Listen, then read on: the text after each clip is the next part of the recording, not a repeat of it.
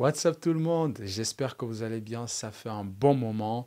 Dans cette vidéo, nous allons accueillir Jamel Mesbah qui va partager avec nous un ensemble de connaissances sur le MLOps. Si vous avez cliqué sur cette vidéo, alors je sais de prime abord que vous savez que c'est un concept de plus en plus grandissant avec l'avancée fulgurante de l'intelligence artificielle et des modèles LLM qui ne font que naître sur le marché. Dans cette vidéo, on a essayé de se plonger à la fois dans le monde du DevOps et du machine learning. Avec Jamel, on a essayé de contracter au maximum l'ensemble des informations qui vous sont fournies dans cette vidéo. Donc, n'hésitez pas d'accélérer la vidéo si vous trouvez que la vidéo est un petit peu lente. Ça nous a pris beaucoup de temps, les amis, pour pouvoir réaliser cette vidéo. J'espère que vous allez l'aimer et surtout que vous allez en ressortir grandi. N'hésitez pas de nous soutenir en likant la vidéo et en vous abonnant naturellement à la chaîne. Et n'oubliez pas aussi, vous pouvez partager la vidéo avec des personnes si vous pensez que cette vidéo peut les aider. Je vous souhaite donc un excellent visionnage et on se voit à la fin de cette vidéo. Bonjour, je m'appelle Mesbah Jamel et je suis chercheur en IA et systèmes distribués. Par rapport à mon domaine de recherche, il se focalise principalement sur les réseaux de Graph Neural Networks et aussi sur les Large Language Models, les LLM qu'on voit beaucoup ces derniers temps. Je travaille sur eux d'un point de vue technique et architectural, mais aussi d'un point de vue implémentation et optimisation, et aussi mise en production. Est-ce que tu peux nous en dire plus sur ce que tu vas présenter aujourd'hui? Alors aujourd'hui, je suis avec toi Jordi pour parler du MLOps ou Machine Learning Operation. On va essayer de décortiquer cette philosophie qui s'appuie et qui s'inspire principalement du DevOps pour essayer de faciliter l'intégration des modèles de machine learning et les mettre en production dans ce qu'on appelle, on va dire, un écosystème d'applications d'ingénierie logicielle classique. On va essayer de voir les analogies avec l'ingénierie logicielle classique et le DevOps et essayer d'en tirer les meilleures pratiques et faire en sorte que tous les modèles de machine learning puissent être mis en production de façon assez récurrente, de la meilleure façon qui puisse être. Alors on va parler du MLOps qui est short pour Machine Learning Operations.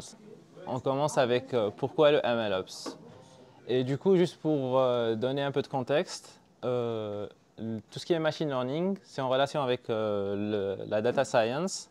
Et il faut savoir que les équipes de data scientists, ils ont un écosystème sur lequel ils peuvent travailler et des frameworks et des langages. On peut en citer par exemple pour faire du deep learning, il y a PyTorch et TensorFlow. Pour faire du machine learning, il y a Scikit-learn. Pour faire du streaming, il y a Apache Spark. Et on a aussi des plateformes qui peuvent englober ces frameworks et langages. Alors le souci qui se pose, c'est qu'il y a différentes équipes et différents outils. Et du coup, ça induit une difficulté qui est la difficulté de pouvoir gouverner et contrôler tous ces outils d'un point de vue centralisé. Un autre truc une autre difficulté qui peut émerger, c'est que les modèles qui sont construits par les data scientists, parce que les data scientists, leur boulot c'est quoi? C'est de mettre en place des modèles mathématiques qu'on appelle d'intelligence artificielle qui peuvent être utilisés pour répondre à des problèmes spécifiques. Et du coup, l'intérêt primordial, c'est de pouvoir mettre ces modèles en production et englober dans un produit, un produit logiciel qui a été aussi développé d'autre part par des développeurs logiciels.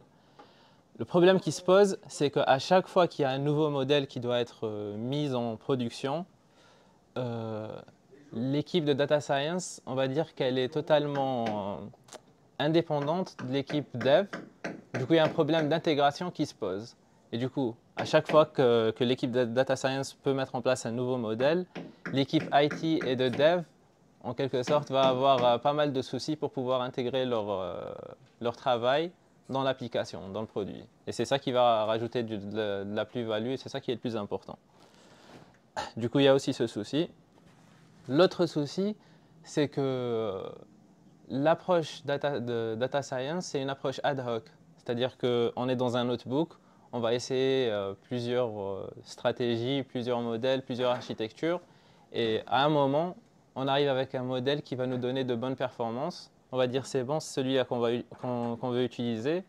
Et on va faire de même, genre pour plusieurs problématiques. Du coup, on a plusieurs modèles, mais qui sont un peu entrelacés dans plusieurs notebooks. Et il y a aussi ici un souci de pouvoir versionner chaque modèle, chaque modèle qu'on a pu créer. Et du coup, on n'a pas de contrôle ni de visibilité de où et comment ont été faits les modèles, de où sont les modèles et comment ont-ils été faits. Et du coup, c'est difficile de pouvoir ensuite avoir des métriques de performance. Ici, on va rentrer dans DevOps, parce que qui dit MLOps, DevOps, il y a certainement une similarité, et c'est un peu le cas. Alors le DevOps, comme la plupart d'entre vous devraient le savoir, c'est une pratique, une discipline et une philosophie qui permet aux développeurs de pouvoir mettre en production constamment et de pouvoir intégrer constamment dans un produit sans avoir à avoir une latence entre la création du code et l'intégration finale dans le produit qui est utilisé par les utilisateurs. Et du coup, on passe par le plan avec du Jira, create, on va faire du code avec Git, verify, où on va faire toute la partie CI avec le testing, intégration et unitaire, le packaging avec Docker pour créer des images et le release avec Jenkins pour pouvoir automatiser les builds de ces images, enfin containers, et ensuite configurer l'infra avec Kubernetes, et à la fin, monitorer la performance et la latence et tout ce qui est d'un point de vue trafic avec Grafana ou Elastic. Maintenant, on a cet infinite loop du DevOps. Ce que ça ressemblerait avec le MLOps, c'est quasiment le même truc, c'est juste que le côté gauche va un petit peu changer. Il faut aussi savoir que dans cette loop, j'ai omis un point qui est essentiel, dont on va parler ensuite. Alors du coup, sans devoir passer par toutes les étapes, on a juste le create qui est avec les différentes frameworks et dans un environnement qui est isolé. Ça peut être du notebook, ça peut être sur une plateforme comme Databricks. On va créer le code, on va mettre en place tous les différents pipelines qui vont pouvoir ingester la donnée d'une part depuis l'user interface jusqu'à préprocesser toutes ces données, ensuite les feeder à nos modèles. On a ensuite le verify où on doit juste vérifier que le modèle fonctionne correctement. Du coup, c'est juste des métriques de performance qui sont un peu basées sur sur un peu de la théorie mathématique. Il y a la cross-validation. C'est juste des métriques qui nous permettent de savoir que le modèle, par exemple, si on est dans un contexte de classification, disons, pour donner l'exemple basique, on veut classifier des images s'il y a un chat ou un chien. On veut juste avoir une précision de comment le modèle fonctionne. Sur 1000 images, enfin 1 million d'images, disons, combien de fois il va nous donner de bons résultats et combien de fois il va nous donner des résultats qui sont cohérents. Ça, c'est d'une part. Ensuite, on a aussi Lime et Shapley qui permettent de donner une explicabilité au modèle. Quand on dit explicabilité, parce que les gens ont l'habitude de voir les modèles d'intelligence artificielle comme une boîte noire. Et avec ces deux approches, qui sont aussi induites par des théorèmes mathématiques, on peut savoir quelle donnée a induit que le modèle nous donne cette sortie. Ensuite, pour la partie opérationnelle, avec le Ops, c'est le même truc. Du coup, pour donner un exemple, si on a créé un modèle qui va faire de la prédiction, enfin de la classification d'images avec des chats et des chiens, on peut ensuite englober ce modèle dans un web server. Par exemple, un serveur d'API avec Flask ou FastAPI. On va packager le tout ensuite dans une image et on peut le release. Et si c'est par exemple dans un petit environnement, on peut directement le faire avec Docker Compose. Et le tout tourne. En plus, ensuite, on peut monitorer les performances avec. Parce que quand on le met en production, on va avoir de nouvelles données qui vont rentrer dans le modèle. Du coup, le modèle, il marchait avec les anciennes données, mais il faut toujours voir et assert que les nouvelles données qu'on a suivent toujours le même shift que par rapport aux anciennes données. Parce qu'en gros, le machine learning et l'intelligence artificielle, c'est juste essayer de comprendre la distribution de nos données. Si on a de nouvelles données qui sont complètement hors contexte des données qu'on a l'habitude de voir, notre modèle ne va pas bien fonctionner. Du coup, d'habitude, ce qu'on fait, c'est que dans le Grafana, quand il y a des data shifts qui sont trop conséquents par rapport à ce qu'on a l'habitude de voir, on va flaguer une alarme pour devoir réentraîner le modèle avec les nouvelles données qui ont été vues. Du coup, là, on a vu cet infinite loop qui, en quelque sorte, nous donne une analogie avec le DevOps. Et juste pour pouvoir clarifier un point que j'ai omis sur l'infinite loop, parce qu'on a parlé de tout ce qui est intégration et tout, mais il y a un truc que j'ai omis de mentionner. On va juste contextualiser avec un exemple. Disons qu'on veut qu'il y a une entreprise qui utilise une app qui englobe une portion d'intelligence artificielle qui va faire de la prédiction dans le marché boursier. Comment elle va faire ça? Elle va faire de l'analytique sur des tweets. Elle va faire de la classification de tweets, soit c'est un tweet positif, ou soit c'est un tweet négatif, et disons que chaque tweet correspond à une entreprise particulière qui est cotée en bourse. Du coup, grâce à cette classification des tweets, on va pouvoir avoir une idée de comment l'entreprise pourrait éventuellement fluctuer en bourse et ensuite avoir une prédiction de ce que va être, la cote en action de cette entreprise et pouvoir dire à l'utilisateur s'il doit ou pas acheter cette action. Et on fait ça avec du NLP, qui est short pour traitement de langage naturel, Natural Language Processing. Et disons qu'on a du coup cette problématique. Qu'est-ce qu'on va faire? On doit pouvoir développer et déployer un modèle de NLP. Et du coup, ce modèle, qu'est-ce qu'on va faire? Les data scientists, qu'est-ce qu'ils vont faire d'habitude?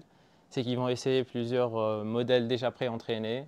On peut utiliser du BERT, des trucs de Transformers.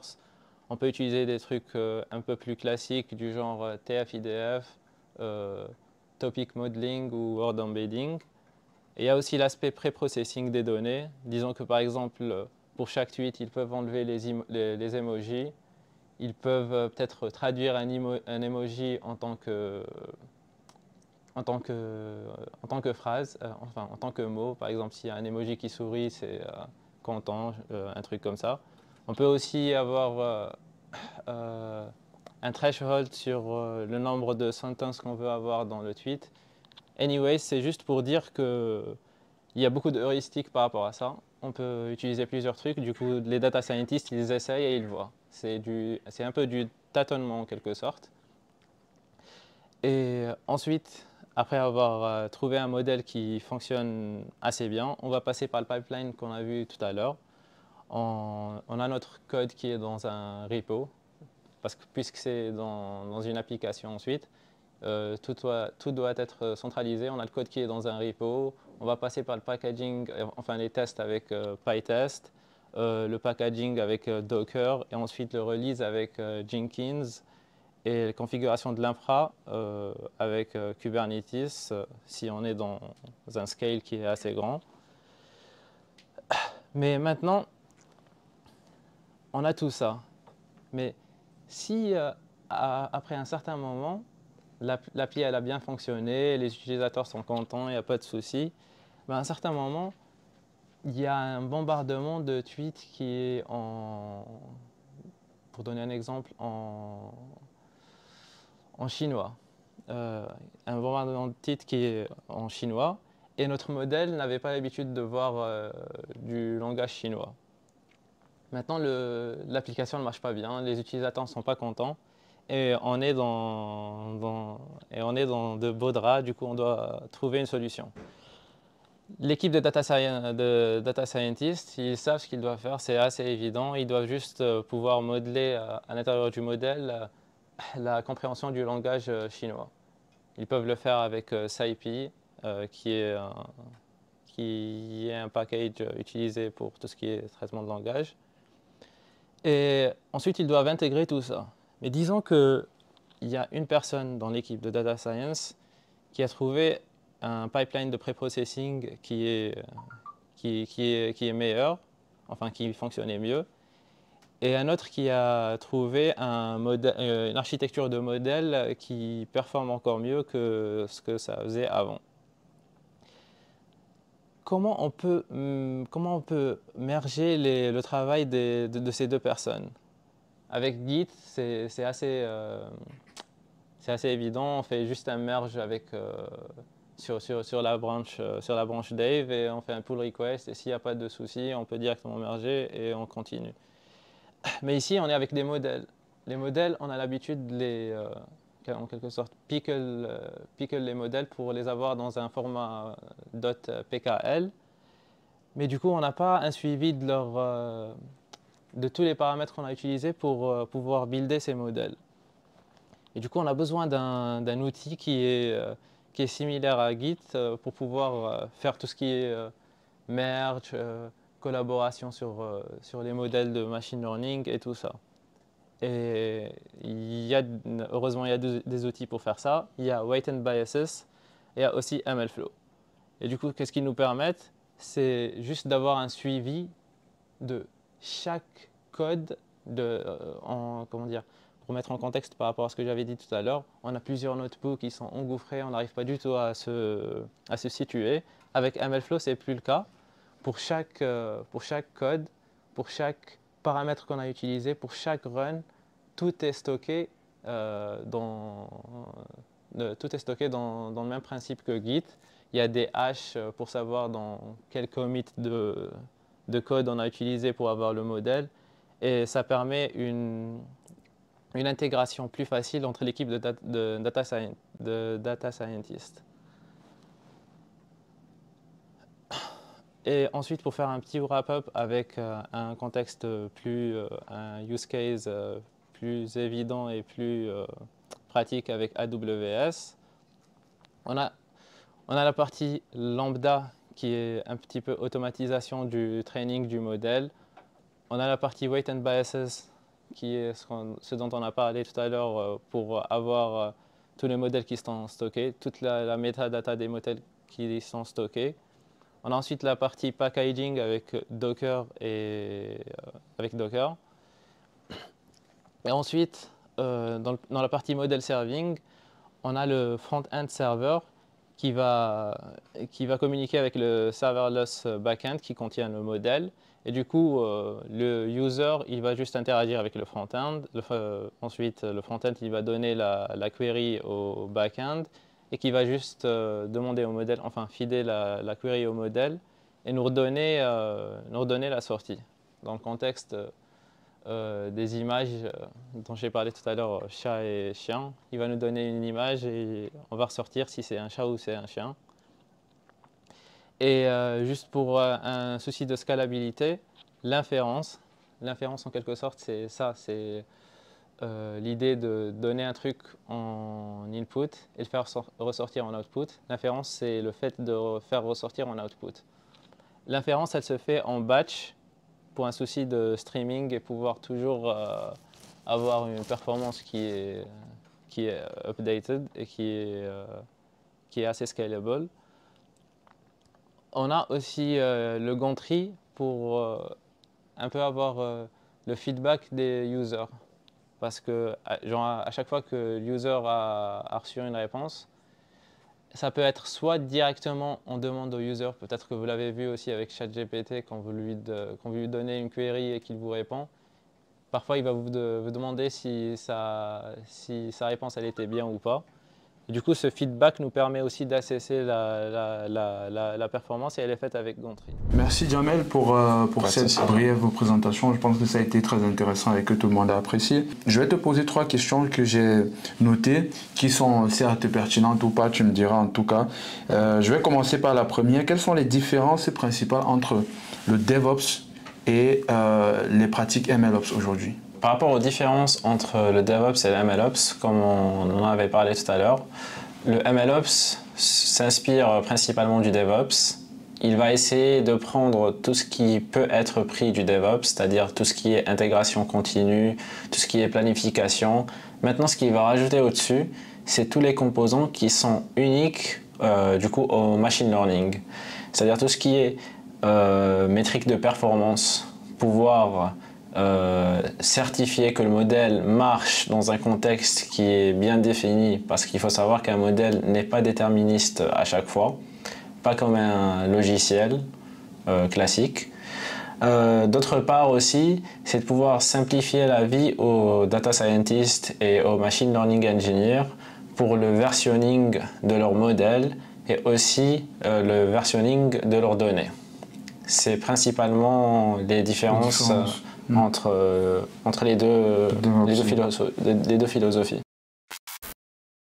Quels sont les outils technologiques qui sont utilisés aujourd'hui principalement dans le MLOps? Alors, par rapport aux outils technologiques qui peuvent être utilisés pour le MLOps, on peut en citer plusieurs. Avant de les citer, je vais juste rajouter un point, c'est que ce qui est le plus important, c'est de voir le MLOps comme une philosophie. C'est essayer de prendre les meilleures pratiques pour simplifier l'intégration du machine learning. Maintenant, les outils vont nous faciliter la vie. On a des trade-offs par rapport à certains outils. Mais ce que je recommanderais pour des entreprises qui commencent à démocratiser cette démarche de MLOps, ça serait MLflow, du coup pour tout ce qui est versionning des modèles, DVC pour tout ce qui est versionning de la data, et tout ce qui est similaire au DevOps qui doit être introduit pour harmoniser le tout. Mais principalement ces deux outils. Quel est le conseil que tu donnerais à ceux qui débutent en MLOps pour pouvoir maximiser le succès dans l'établissement de la pipeline MLOps? Alors par rapport aux entreprises, qu'elles soient petites ou grandes, qui vont commencer à s'imprégner de cette culture de MLOps, qui je pense aura des retours très pertinents et très bons sur le long terme par rapport à ce qu'ils font, c'est de pouvoir principalement comprendre que par rapport au MLOps, il faut absolument que les équipes de data scientists aient une certaine connaissance de ce qui est ingénierie logicielle. Parce que d'habitude, les data scientists, ils sont beaucoup plus orientés vers tout ce qui est expérimentation et sciences directement sur le notebook. Ils sont un peu seulement clusterisés dans leur notebook. Mais il faut essayer d'avoir une compréhension assez accrue de toutes les pratiques DevOps. Ensuite, pour pratiquer le MLOps, ça va venir naturellement. Il faudra juste prendre les outils dont j'ai parlé tout à l'heure. Et aussi, read the manual. Et je pense que tout se passera bien. Au contraire, tout le monde va en apprendre beaucoup. MLflow, je crois que tu en as parlé dans ta présentation tout à l'heure. Aujourd'hui, est-ce que tu penses que c'est un outil, un DevOps peut commencer avec ça ou pas forcément? Un DevOps, pas particulièrement. Un DevOps, on peut dire que ce sera un terrain d'entente entre le DevOps et le Data Scientist pour savoir ce qui doit être utilisé. MLflow, ce qu'il va faire principalement, c'est pouvoir traquer par rapport à chaque modèle qui a été utilisé. Parce que comme on a dit tout à l'heure, un data scientist fait les trucs un peu par tâtonnement et par expérimentation. Il va faire des runs, parfois il va tomber sur de bons résultats, parfois sur de moins bons résultats. Sur le court terme, après X répétitions, il va se rendre compte que c'était plutôt le modèle à T-10 qui était meilleur.